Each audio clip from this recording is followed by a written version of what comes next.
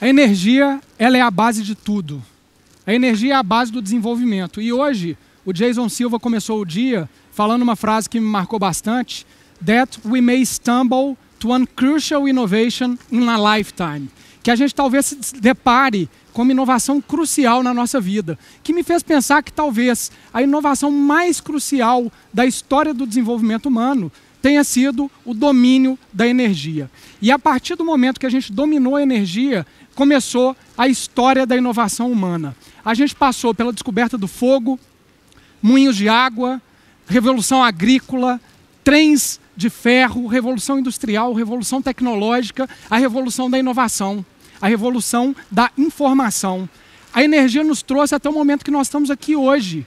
E ela vai nos levar muito além do que a gente pôde imaginar ser possível. A gente pode definir o homem como aquele que cria energia, e talvez a gente pudesse ser denominado Homo Energy. Porque sem energia, a gente seria seres limitados, talvez seres ainda pré-históricos. A nossa capacidade cognitiva e criativa, mesmo ela, depende de energia para exercer o seu pleno potencial. Com a energia, a gente torna possível o que é imaginável. A gente torna possível a nossa imaginação, que a gente tem discutido tanto aqui nesse evento.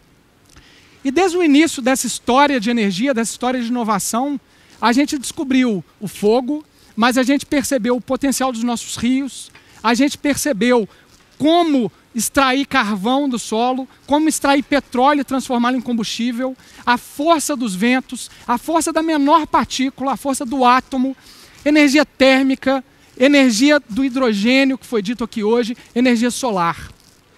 E sem energia, a gente não tem desenvolvimento. Eu não sei se vocês sabem, mas uma mulher na África, ela demora mais de 3 horas por dia para coletar lenha. Lenha para aquecer água, para torná-la potável, própria para o uso. Lenha para cozinhar em um fogão muito rústico. Se a gente então tem a energia como um fator determinante desse nosso desenvolvimento. Quando a gente leva energia, a gente tem possibilidade de ter água através de processos de filtragem, de dessalinização. A gente pode ter comida, a gente pode ter luz, informação, conectividade. A gente potencializa a educação. A gente tem tecnologia, a gente tem inovação. A gente realmente possibilita um desenvolvimento muito grande. E talvez esse seja o maior desafio nosso enquanto humanidade. Levar energia e com ele levar desenvolvimento. E talvez a gente está mais apto a combater ou resolver todos esses grandes problemas, todos esses grandes desafios que a gente tem enquanto humanidade. Segundo Richard Smalley, vencedor do Prêmio Nobel de 1996 de Química, ele fala que a energia ocupa o primeiro entre os 10 maiores desafios que a gente vai tentar resolver nas próximas décadas. E hoje, se a gente olha para a nossa matriz energética, a gente tem basicamente combustíveis fósseis energizando o nosso desenvolvimento. Se a gente olha para o carvão, ele corresponde a 27,1% da matriz energética global. No Brasil, 1,9%. Uma usina média de carvão, ela emite 3,5 gigatoneladas de CO2 na atmosfera. Quando a gente olha para o petróleo sim, ele move o mundo, mas o petróleo também destrói o mundo. Ele tem um efeito muito danoso para a humanidade. 31,9% da nossa matriz energética é advinda do petróleo, sendo que 51% é utilizado para as nossas frotas veiculares, para os nossos caminhões, para a nossa mobilidade. E isso ocasiona 32,3 gigatoneladas de CO2 na atmosfera anualmente. Todos vocês que estão aqui hoje tentaram passar por essa guerra, que é o trânsito de São Paulo, que é a poluição de São Paulo, para chegar aqui. Então isso está muito adaptado ao nosso dia a dia. E quando a gente pensa nesse desenvolvimento vigoroso que a gente tem tido nos últimos anos, nos últimos 150, 170 anos, a gente percebe, primeiro, um desenvolvimento muito vigoroso, uma curva exponencial de desenvolvimento, e eu vou passar aqui 4 curvas, sendo que a primeira delas é essa de PIB global que está aí, mas eu queria que vocês observassem, muito mais do que o número, é a correlação entre essas 4 curvas. É a relação de causa e efeito que uma tem para com a outra. E a primeira delas expressa esse desenvolvimento vigoroso que possibilitou a gente desenvolver inovação, a gente tirar pessoas da pobreza, a gente desenvolver grandes corporações, a gente resolver problemas de Estado, de países. E a gente teve um crescimento de 100 vezes nos últimos 150, 170 anos. E como que a gente alimenta isso? Com energia, claro. Né? Essa correlação é bem óbvia, que se a gente tem um desenvolvimento econômico vigoroso, a gente precisa de energia para alimentá-lo. No mesmo período, a gente teve um crescimento de 20 vezes da demanda de energia global. E aí a má notícia que a gente começa a pensar é como que essa energia, como que esse desenvolvimento tem sido alimentado, qual que é o impacto que a gente está deixando para o planeta, qual que é o custo mundo, o custo humanidade que a gente está deixando. E aí a gente começa a ver coisas como essa. Nesse mesmo período a gente teve uma elevação dos níveis dos oceanos de mais de 20 centímetros. A gente teve uma elevação da temperatura da Terra de mais de 1 grau Celsius nesse período. Então é muito claro a gente perceber que uma coisa está intrinsecamente relacionada com a outra. E hoje não tem um cientista no mundo que fale o contrário. Hoje nós atingimos o maior nível de CO2 na atmosfera, o que é muito grave. E esse efeito é um efeito devastador para o planeta. A gente hoje tem mais de 70% da nossa energia elétrica sendo gerada através de fontes de combustíveis fósseis. 57% da causa do efeito estufa é advinda desses combustíveis. E hoje a gente já tem mais de 9 milhões de pessoas que são mortas anualmente, única e exclusivamente pela poluição que a gente tem no nosso ar. E esse efeito é um efeito irreparável. A gente chegou num point of no return, ou um ponto onde não tem mais volta. Mesmo se a gente cumprir tudo aquilo que está sendo estipulado, que está sendo discutido no Acordo de Paris, o nível dos nossos oceanos vai continuar se elevando. Isso devia estar, gente, todo dia sendo falado nos principais veículos de comunicação do mundo. Devia estar no Jornal Nacional e todo mundo está muito bem informado disso. Mas, ao invés, a gente está pensando nas trivialidades, a gente está falando de futebol, nas polêmicas do Neymar, sendo que a gente está deixando de lado um dos principais desafios que a gente tem enquanto indivíduos, enquanto grandes corporações, enquanto países.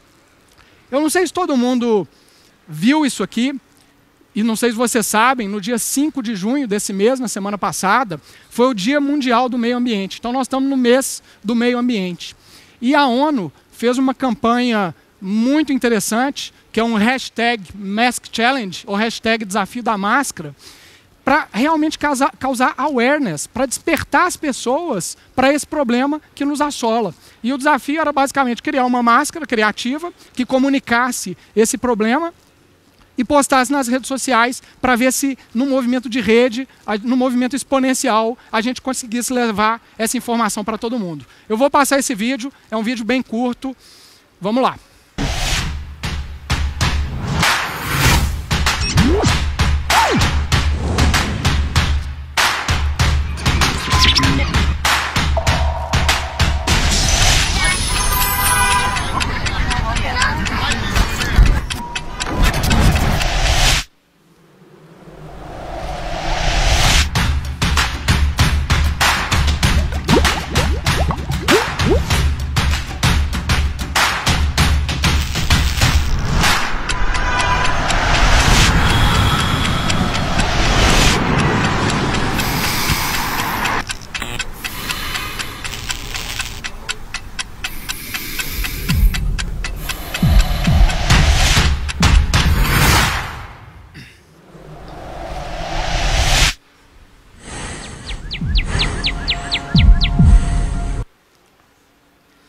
E aí a gente chega no X da questão.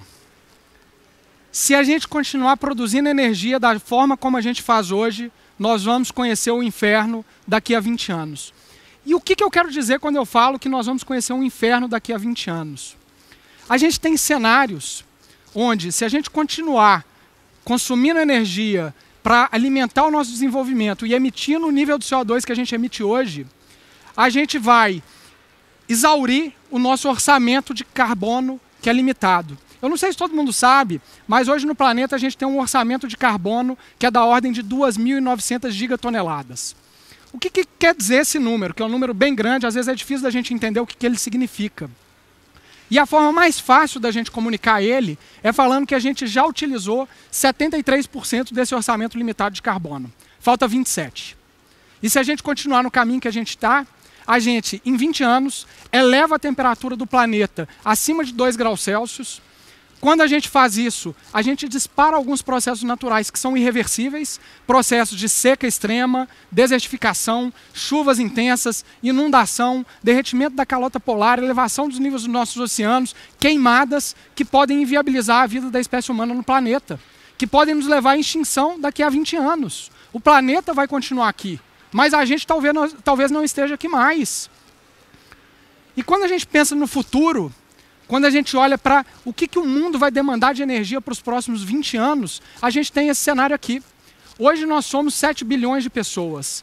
Em 2040, nós vamos ser um pouco mais de 9 bilhões. E como que a gente alimenta esse desenvolvimento? Como que a gente leva energia para todas essas pessoas? Se hoje a gente tem uma demanda energética de 23 mil terawatt-hora, 2040 nós vamos chegar a patamares de 35, 40. É quase o dobro. E aí vem a pergunta, qual energia? Qual energia que nós vamos escolher para alimentar esse desenvolvimento tão vigoroso? Para levar energia, entregar energia para toda essa população? E hoje no Brasil, a gente tem uma situação que é muito boa, inclusive, porque a gente tem água, a gente tem rios aqui, mas a gente tem uma situação de dependência energética da fonte hídrica. A gente depende dos nossos rios para gerar energia. Hoje, 60,7% da energia consumida do Brasil vem dos nossos rios. Mas será que é possível a gente alicerçar esse desenvolvimento a partir da fonte hídrica? Será que é possível a gente pensar na energia incremental, na energia marginal que a gente vai precisar enquanto humanidade, enquanto brasileiro, dos nossos rios? Me parece que não. Hoje, a fonte hídrica é sim uma fonte renovável. Não é indiscutível isso. Mas pouco se fala do impacto social e ambiental que ela tem. Para a gente ter uma usina hidrelétrica, a gente tem que alagar grandes áreas que são habitadas por pessoas, fauna, flora. Esse custo é um custo gigante. E provavelmente, por ele ser tão alto, a gente não vai ver mais, nem no Brasil, nem no mundo, a implementação de grandes usinas hidrelétricas igual a gente viu nos últimos 50 anos. A gente precisa de ter uma solução melhor. A gente precisa ter energia limpa, acessível, mas de alguma outra fonte. E esse é um momento muito especial, é um momento de transição. É um momento de transição energética dos combustíveis fósseis para as fontes renováveis de energia, para alicerçar esse nosso desenvolvimento. E a nossa geração, ela tem um compromisso muito grande, ela tem uma responsabilidade muito grande, que é de tomar as opções difíceis, as decisões difíceis, que vai nos colocar nesse próximo patamar. E essa disrupção de modelo não é porque a gente acha bonito fazer, não, é porque ela é necessária. Se a gente não fizer, nós vamos ter um problema bem grande nas nossas mãos. E a boa notícia é que hoje a gente já tem algumas políticas, alguns movimentos de desestímulo dos combustíveis fósseis. Esse gráfico que está aí é o STOI Global Coal Index, é o índice que relaciona o carvão a nível global, e a gente percebe que ele vem caindo sistematicamente nos últimos anos. O carvão chegou no seu pico em 2015. A gente viu a falência de grandes nomes, grandes empresas do setor do carvão, o que é ótimo, sinal de mudança. A gente tem na China, ou teve na China em 2017, o fechamento ou cancelamento de 104 plantas de carvão mineral que já tinham o seu investimento alocado. A gente teve na Índia um movimento muito semelhante, de 14 gigawatts de potência instalada, que foram cancelados porque a energia solar chegou em patamares de custo que não fazia mais sentido fazer usina de carvão. E no Brasil, esse movimento também acompanha. No último leilão de energia, que aconteceu em abril de 2018, a gente teve 29 dos 39 projetos vencidos, ganhos pela fonte solar fotovoltaica. E aí eu trouxe aqui uma frase do Peter, que está ali no fundo, que a gente tem que pensar no Brasil não como uma nação da petroquímica, não como uma nação do petróleo. A gente tem que pensar no Brasil como uma nação de energia. E a gente tem um potencial para tudo. Talvez a gente é o país que tem a principal vantagem competitiva para fontes renováveis de energia. A gente tem uma costa enorme, a gente tem vento basicamente em todos os lugares, ou em vários lugares, a gente tem rio, a gente tem uma área disponível gigante e um potencial solarimétrico de invejar qualquer outra nação. Esse movimento também vem acontecendo no mundo da mobilidade. A gente está vendo a emergência do modelo de eletrificação de frotas. Nós estamos vendo o nascimento do veículo elétrico e certamente vamos ver o fim do veículo a combustão. A gente está vendo novos modelos de negócio, de economia compartilhada. Nós vamos ver os veículos autônomos que já estão por aí, daqui a pouco chegam para a gente. E esse movimento que foi começado lá atrás de eletrificação pela Tesla, ele está sendo seguido por praticamente todas as outras montadoras. A Volvo anunciou que a partir desse ano não mais fabrica veículo a combustão, somente os elétricos ou os híbridos. A Volks seguiu o mesmo caminho e falou que em 2026 vai ser quando eles vão lançar o último carro movido a combustão. A Fiat Chrysler falou que vai perseguir a Tesla com seu novo plano de eletrificação de veículos. A GM... Agora foi. A GM diz que também vai perseguir esse caminho de 100% de eletrificação de frotas. E aí tem uma frase, que é uma frase bastante icônica, principalmente pela pessoa que falou ela, que é do ex-ministro de petróleo da Arábia Saudita. Eu não vou me arriscar a falar o nome dele, mas ele fala que a idade da pedra não acabou por falta de pedra. E a era do petróleo vai acabar muito antes do petróleo se exaurir no planeta. Mas ainda precisa muito mais, gente. Quando a gente olha para a nossa matriz energética global, ela é totalmente desbalanceada, pendendo muito mais ainda para as fontes de combustíveis fósseis. O que a gente tem que fazer é equilibrar esse jogo, é começar a investir pesadamente nas fontes renováveis, para assim, talvez a gente ter uma expectativa de uma vida melhor, de construir um futuro melhor para as próximas gerações. E quando a gente olha na disponibilidade dessas fontes, o tamanho de cada uma dessas bolas que estão aí expressas no gráfico correspondem às reservas totais dos combustíveis fósseis, aqueles que se exaurem, e a disponibilidade anual das fontes renováveis de energia. É bastante óbvio a gente entender para onde que a gente tem que ir. E eu realmente acredito que o Sol vai salvar o planeta.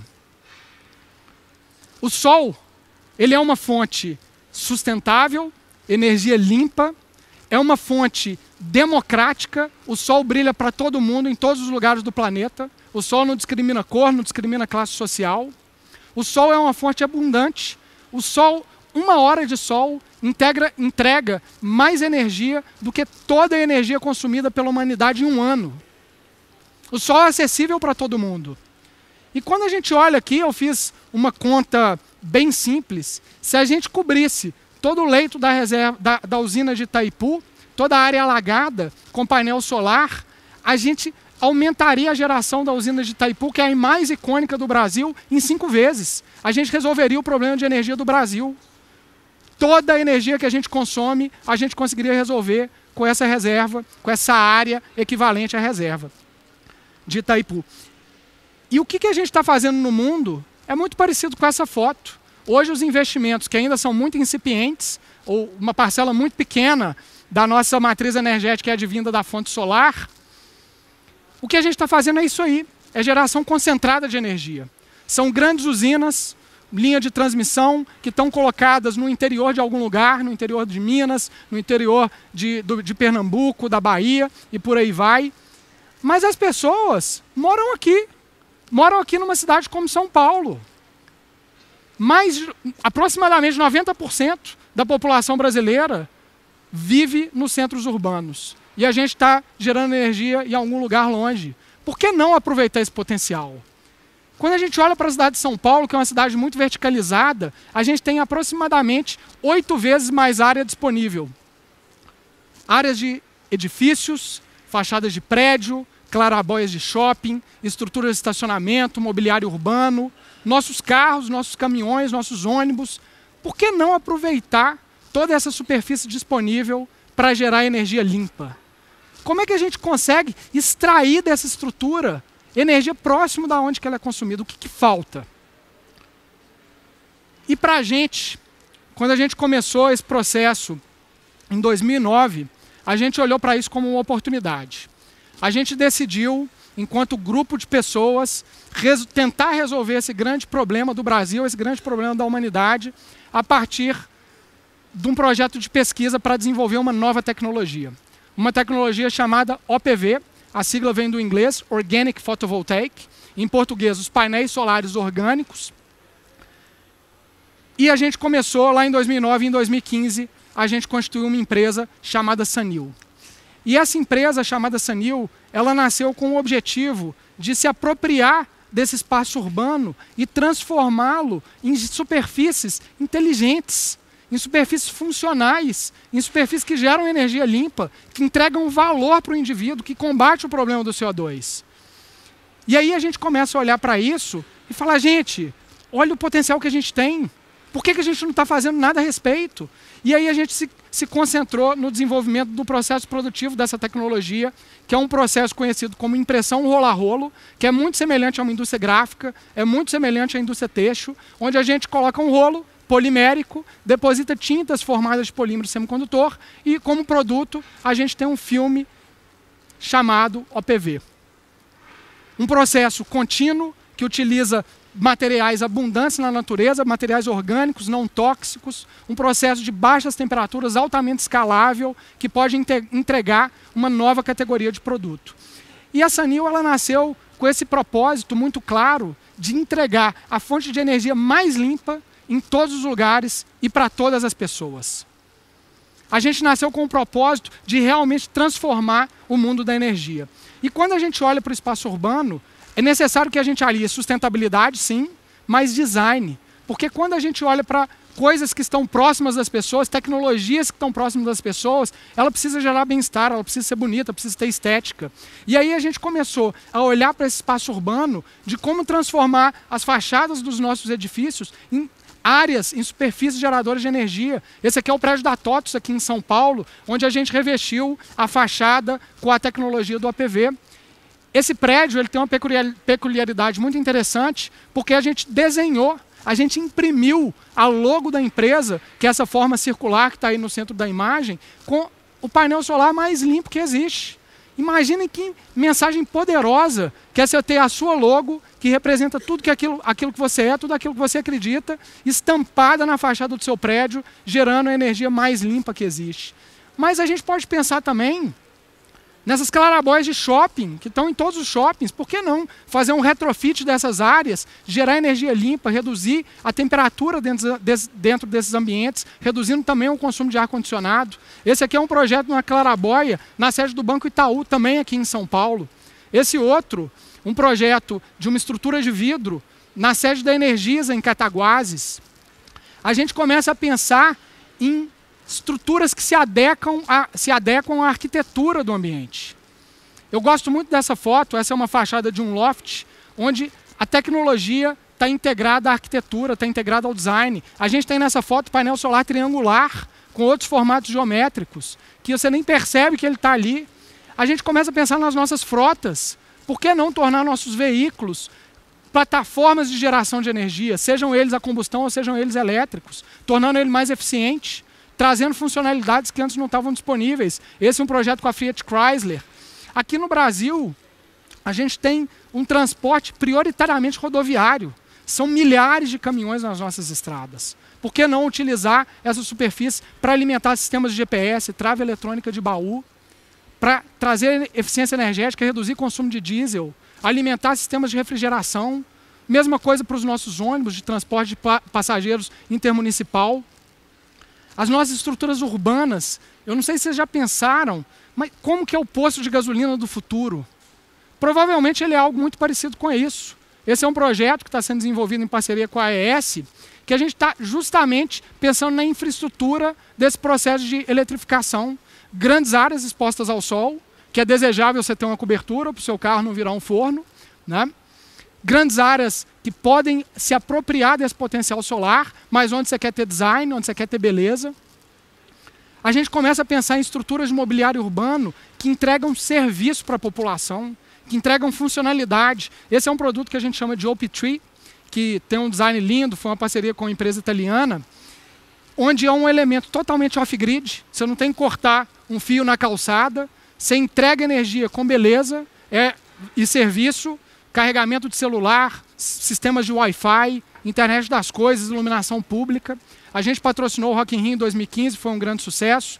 A gente tem inovações como esse outro produto que é a Síntese, que tem uma característica semelhante, mas foi desenvolvida por uma outra indústria nacional que está percebendo esse potencial, que está fazendo parte desse movimento de transformação. A gente começa a pensar nas nossas estruturas de mobiliário urbano. Esse é um projeto que está acontecendo em Curitiba, nas estações tubo, né, onde a gente também tem um painel solar curvo que se integra a essa estrutura com beleza.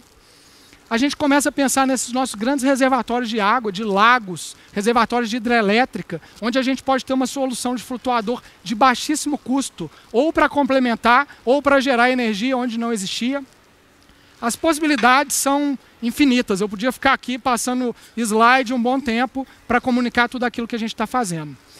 E hoje é um orgulho muito grande, primeiro, por a gente ter chegado numa posição de liderança a nível mundial. Hoje nós somos número 1 na fabricação de painéis solares orgânicos no mundo e é um orgulho muito grande a gente ver isso a partir de um esforço de brasileiros, uma tecnologia 100% nacional, com capital nacional, que é algo, às vezes, até contraintuitivo da gente perceber, mas, além disso, a gente tem empresas líderes nos seus segmentos que estão fazendo parte desse movimento junto com a gente. E aqui eu queria compartilhar 4 que são os 4 maiores projetos do mundo que a gente está fazendo nesse momento aqui no Brasil. O primeiro deles vai ser a maior instalação de OPV do mundo, que já está sendo feita na Natura, na sede da Natura aqui em São Paulo, uma empresa que é líder em sustentabilidade. A gente está fazendo um projeto com a Petrobras, que está nesse movimento de transformação de uma indústria petroquímica para uma indústria de energia, né? E eles estão investindo pesadamente nesse tipo de tecnologia, especificamente no OPV. A gente tem a maior fachada solar do mundo, que está sendo feita na Caoa, na sede deles, em Anápolis, Goiás. E nesse momento a gente também está fazendo um projeto com a EDP de revestimento de 4 prédios, 4 fachadas estão sendo feitas com a EDP.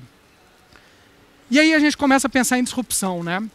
O que aconteceu nesses últimos 40 anos? A gente teve uma queda exponencial do custo da energia. A gente saiu em 1977 de um patamar de preço de $77 por watt para 30 centavos de dólar por watt hoje. E essa transformação potencializou a energia solar, colocou ela num patamar de competição em preço também, além da competição de sustentabilidade ser muito à frente das demais. E aí vem aquela pergunta, qual que é a próxima fronteira? Para onde que a gente vai a partir disso que está acontecendo aqui? Onde é que mora a disrupção real?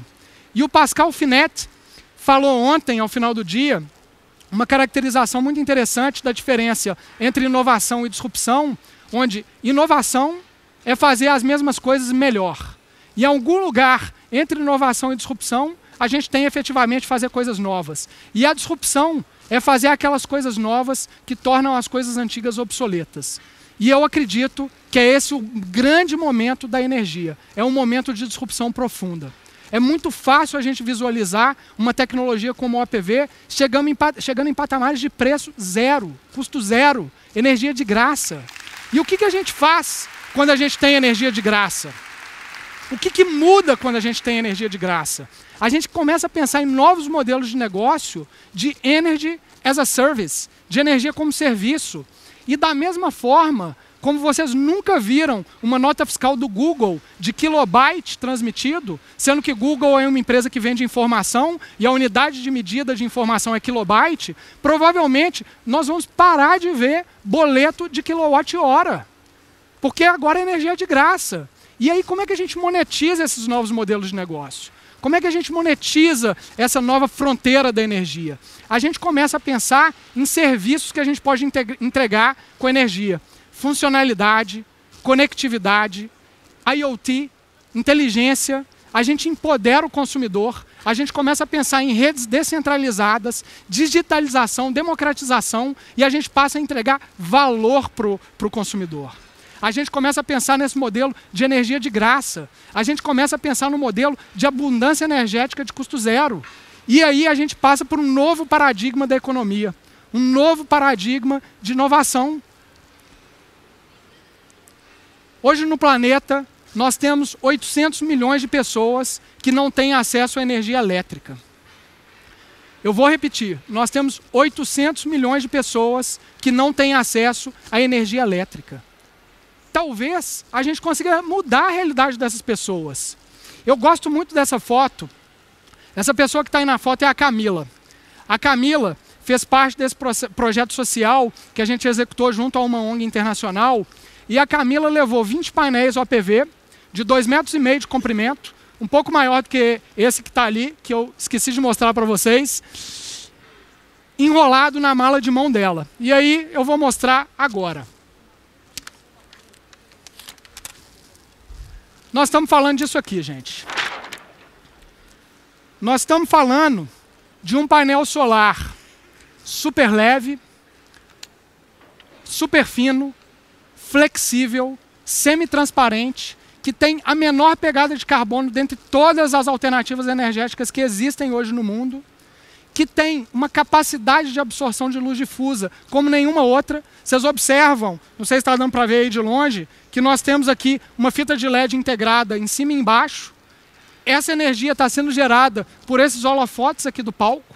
Então o painel está convertendo essa luz em energia elétrica e alimentando essa fita de LED que está aqui na minha mão. Então a gente começa a pensar em modelos de entregar energia limpa em todos os lugares a custo zero. E isso muda tudo. E se o nosso propósito é o de levar a fonte de energia mais limpa para todos os lugares, e se o propósito é impactar positivamente pessoas, talvez essa seja uma das melhores formas para a gente fazer isso no mundo da energia. E para a gente finalizar, o convite que eu deixo aqui para todos nós em conjunto é, primeiro, vamos redefinir a nossa produção energética. Talvez assim a gente consiga reequilibrar o mundo a partir das nossas ações. Desenvolver sem destruir e democratizar o acesso para todo mundo. E aí eu vou fechar com uma frase do Jason Silva, que ele falou aqui hoje também. Vamos ser todos bilionários, mas bilionários do mundo exponencial, que são aqueles que vão impactar positivamente 1 bilhão de pessoas, levando o desenvolvimento. Muito obrigado.